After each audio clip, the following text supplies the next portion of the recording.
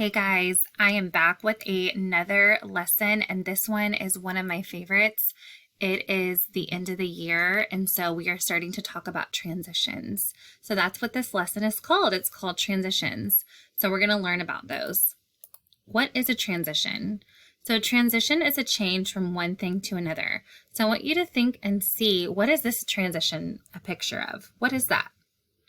Can you tell your neighbor maybe what it is, or whisper to your neighbor? Let's see. So it is a caterpillar changing to a butterfly, which is kind of like you guys. I know that might sound a little bit cliche, but it's true. We go through our own metamorphosis every year when we move on to the next year or the next grade level. And this year has been one of the most intense years of change for lots and lots of reasons. Okay. So big transitions can be moving to a new house, going to a new school, or having a new sibling, which I've heard some of you are going to do all of the above. Small transitions might be if one of your parents got a new job, you join a sports team, or you start taking medicine every day. Justin, my husband, got a new job this year, and so that was a transition that we went through. Joining a sports team, of course, is a transition, and taking new medication. I actually had a big life change when I found out that I'm allergic to lots of things and I take a special medicine to help me. And so we go through transitions all the time. Sometimes we know when a transition or a change is coming, and other times it's very unexpected. So we knew this year we were coming to school. We knew that the pandemic had started last year. We knew that there was going to be a little bit of changes, but a lot of those changes were unexpected. So have we had any unexpected transitions this year because of the COVID-19 pandemic? And have we had any expected transitions this year because of it? So I think that you would agree with me and say that there have been a lot of unexpected transitions. Raise your hand if this isn't the same class that you started in this year. Yeah, I bet all of you are raising your hands because we've changed classes this year. Some of you were virtual, some of you came in person, some of you are still virtual. We changed from some classes teaching just virtual to some only doing in person to then to being hybrid. So it has just been changes. But you know, I think that you guys did such an amazing job adapting and being flexible to all the changes. It really shows that we as humans are so resilient. And then have we had any expected transitions this year because of it? I would say it's been all mostly unexpected, but expected transitions would be like moving, maybe getting more used to the pandemic a little bit, which I don't know if we'll ever get used to that. But then also, you know that you're going to move to the next grade level. So there's another big change happening soon too, the end of the school year and transitioning up to the next grade. So that'll be 2021 to 2022. So on a scale of 1 to 10, where 1 is awful and terrible and 10 is great and wonderful, how are you feeling about this transition, about the school year ending? Drag the clothespin to show how you're feeling. So are you feeling awful and terrible? Maybe like raise your hand as I move my clothespin. Which one are you feeling? What are you feeling? What are you feeling? Are you feeling like kind of okay? I don't know. I'm not sure about it. A little bit better, and great and wonderful. How do you feel? You know what's kind of funny? I thought I was going to feel 10, and I think I'm a 7. And the reason that I'm a 7, honestly, is because I am going to miss you guys so much, especially the 5th graders, only because they're moving up and they're going to middle school. They're not going to be here next year. I'm going to miss everybody, but I thought I was going to be more happy and excited. Like, oh my gosh, we made it through going to school during a pandemic and being at school with masks on. Woo, we made it. Yes, I'm excited about that, but I'm also just like, and I'm a little relieved because we did this, but I am just like, all the emotions are hitting me, you know? So I'm feeling probably at a 7. I'm wondering where you are. Maybe if you see me in the hallway, you can tell me how you feel. All right, there can be a lot of goodbyes and transitions, right? The end of the school year can mean saying goodbye to teachers, classmates, your desks, your classroom, and maybe even your school if you're moving, if you're going to middle school next year or you're moving, okay? But you'll always be connected. At the end of the lesson, we're going to watch a video called The Invisible String to talk about how we're always still connected to each other, okay? So the end of the school year means saying goodbyes and some see you laters. Who is someone from this school you would want to say goodbye to? And so for me, I might type in like 5th graders. I'm not going to type anything right now, but I might say like goodbye to the 5th graders, goodbye to teachers that are going to a different school next year. And how would you say goodbye to them? What would you say to them? So for some of my kiddos, ways that I say goodbye might be with a note. It might be with like a special gift from my office. It might be lots of different things. How would you guys say goodbye? What are some sweet ways that you could say goodbye? Maybe exchange phone numbers and contact information if it's okay with your parents. Who is someone you are saying goodbye to, but you will always remember? Whew, that's an emotional question, right? So I will always remember everybody, and I'm going to say goodbye to everyone. And there's some special people that know who they are that I will always remember. What is a memory you have of this person? It could be something about them or who they are, or it could be a memory of something you did together. So I have some memories in my head that I know of, but I'm wondering, what are your memories? Maybe they're from Brave Hour, from recess, from coming in to doing class in person for the first time. What is your memory? There are also some hellos that come with transitions. The end of the year, school year means saying hello to more time with your family, more free time, outside time, and more time playing. Plus, saying hello soon to a brand new school year. Yeah. So what are you looking forward to about next school year? Let's finish these sentences together. So if you want to pause here, or I can wait for you guys. Next year I'm excited for, next year I hope that. So you guys can pause it here and talk about in class. So for me, I'm going to say like that next year I am excited because guess what? Miss Stallwick will be back. She is on maternity leave right now because she just had her baby boy, but she'll be back next year. So I'm excited for that. And next year, I hope that we have learned so much to help us continue to be resilient and that we can continue to power through with whatever changes and be flexible with whatever happens and stay positive. Okay, so I'm wondering how you feel. Okay, remember you can pause and answer. There are many different feelings that come with transitions, some comfortable and not so comfortable. Very, very true. You might be happy to spend more time with your family and excited about no more tests and hopeful about next school year. You might be sad about not seeing your friends as much, disappointed your teacher won't be your teacher anymore, frustrated if things don't go how you'd hoped this year, and or worried about next year. If you're feeling any of those feelings, you can give me your me too. Oh yes, for sure.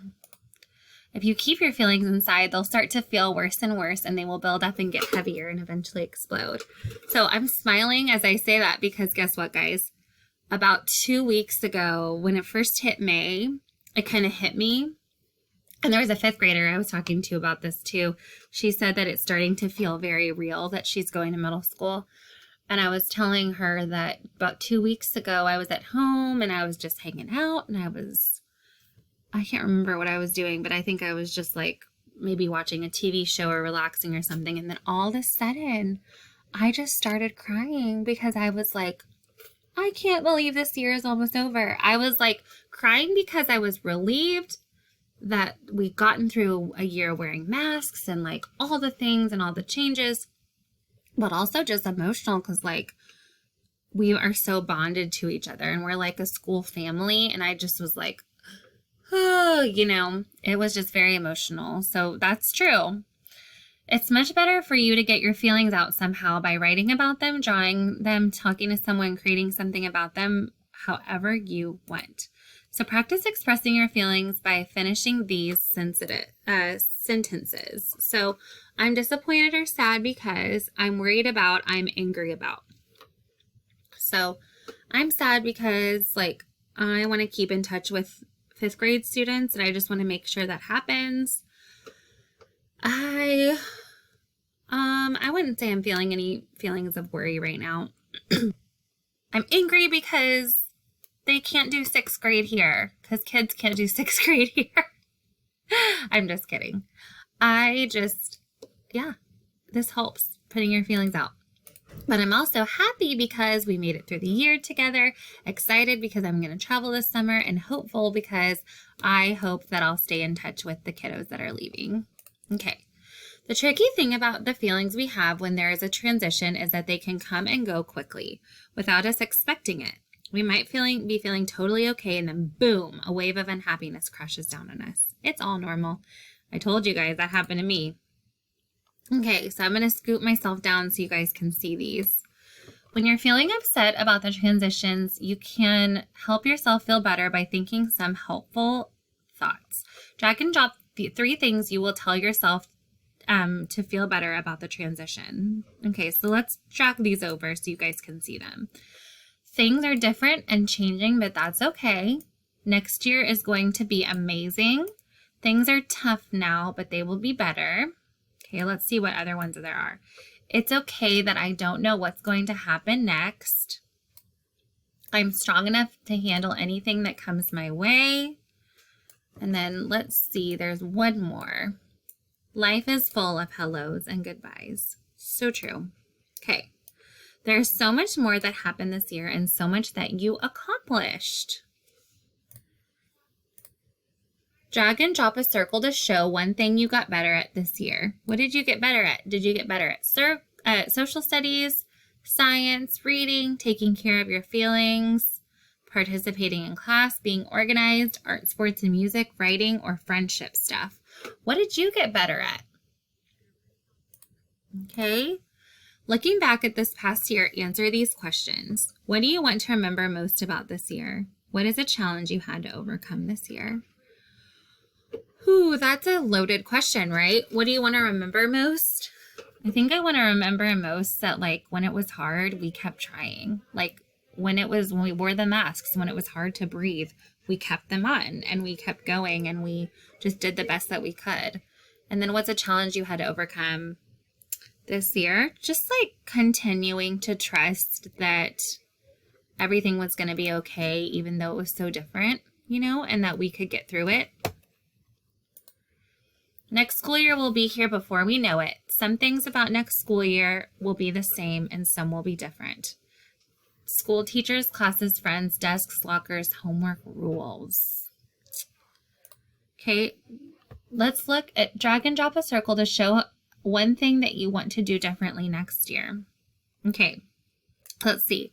Ask for more help. Try new things and be braver. Do homework more, study more at home. Think before you speak or act. Be more organized. Give more effort on schoolwork. Get ready for the school faster in the morning, less video games. So for me, I think I want to do 2. I want to do try new things and be braver, and I want to get ready for school faster in the morning because sometimes I rush and I want to get better at that. So I want to do those 2. What about you? What are you going to pick? And then last thoughts. Answer these questions. What are some questions you have about the transitioning to a new grade and a new school year? What do you want your new teacher and classmates to know about you?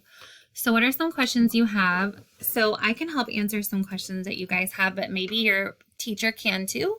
And what do you want your new teachers and classmates to know about you? Those are some really great questions. Okay.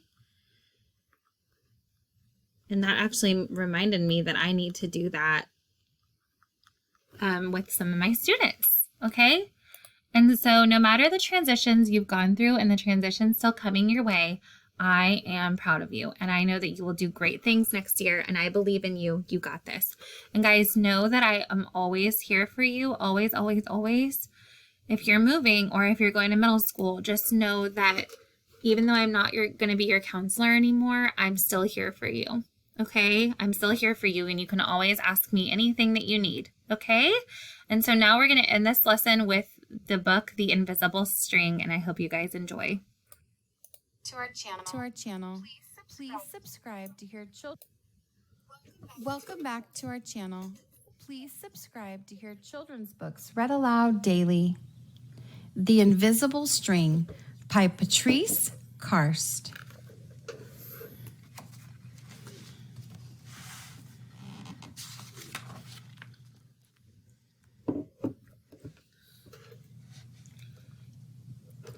Liza and Jeremy, the twins, were asleep one calm and quiet night. Suddenly, it began to rain very hard. Thunder rumbled until it got so loud that it woke them up. "Mommy, Mommy!" they cried out as they ran to her. "Don't worry, you two. It's just the storm making all that noise.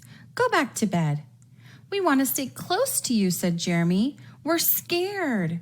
Mom said, "You know we're always together, no matter what." "But how can we be together when you're out here and we're in bed?" said Liza. Mom held something right in front of them and said, "This is how." Rubbing their sleepy eyes, the twins came closer to see what Mom was holding. "I was about your age when my mommy first told me about the invisible string."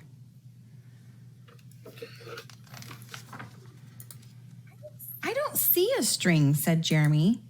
"You don't need to see the invisible string. People who love each other are always connected by a very special string made of love." "But if you can't see it, how do you know it's there?" asked Liza.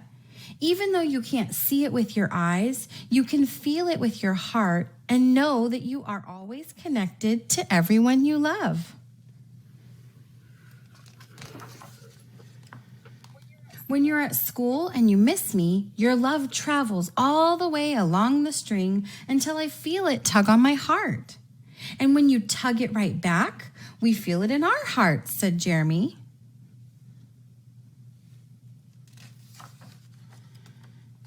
"Does Jasper the cat have an invisible string?" Liza asked. "She sure does," said Mom.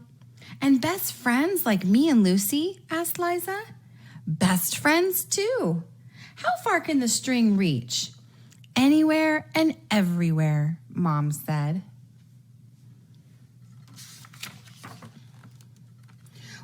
"Would it reach me even if I were a submarine captain deep in the ocean?" asked Jeremy. "Yes," Mom said, "even there."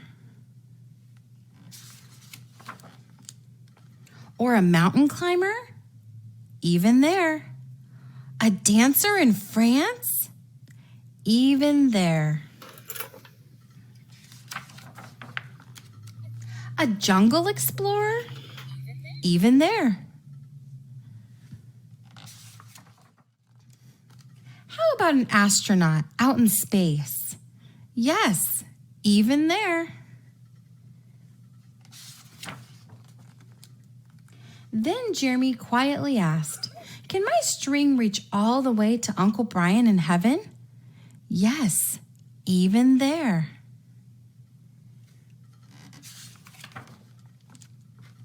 "Does the string go away when you're mad at us?" "Never," said Mom. "Love is stronger than anger, and as long as love is in your heart, the string will always be there."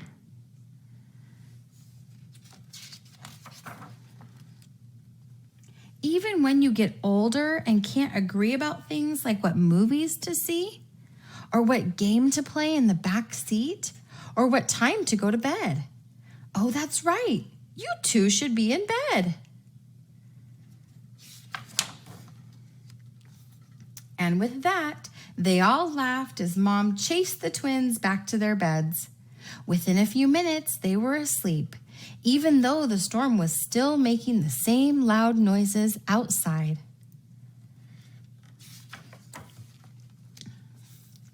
As they slept, they started dreaming of all the invisible strings they have, and all the strings their friends have, and their friends have, and their friends have, until everyone in the world was connected by invisible strings. And from deep inside, they now could clearly see.